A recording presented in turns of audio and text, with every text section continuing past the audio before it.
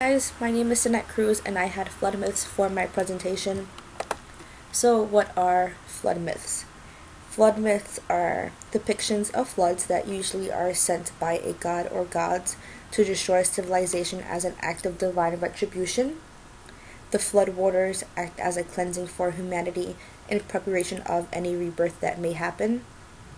Most myths actually include a culture hero that represents the human craving for life.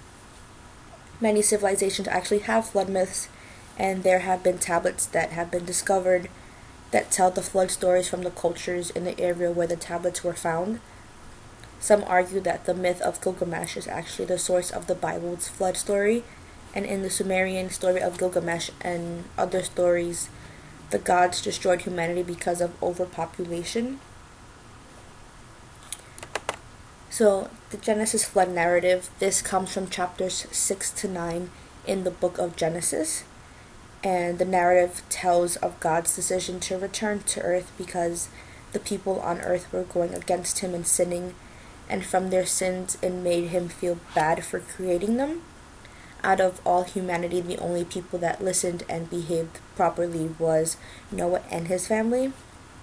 So God saw the earth as corrupt and filled with violence, so he instructed Noah to build the huge ark and basically told him how to build it so that when the flood came, they would survive. When the people around Noah saw him building the ark, they made fun of him and they didn't believe him when he told them about the flood that was going to happen. This is just some pictures of the ark and it being built basically.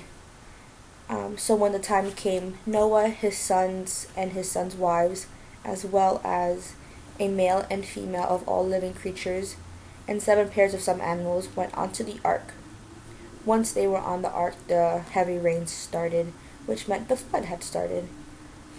So on the 17th day of the second month of the year, it rained for 40 days and 40 nights. After 150 days, God remembered that Noah was still on the ark and stopped the flood. Once the flood stopped, the ark actually landed on top of mountains. After 40 days, Noah let out a dove, and it returned, meaning that there was no land or any trees, basically, for it to land on. After 7 days, Noah let the dove out again, and it returned with an olive branch, which means that at least the trees was above water. And then after another 7 days, Noah let the dove out again, and the dove never came back, which meant that the land was not under the flood water. Noah then opened the boat's roof and saw that the flood water had left.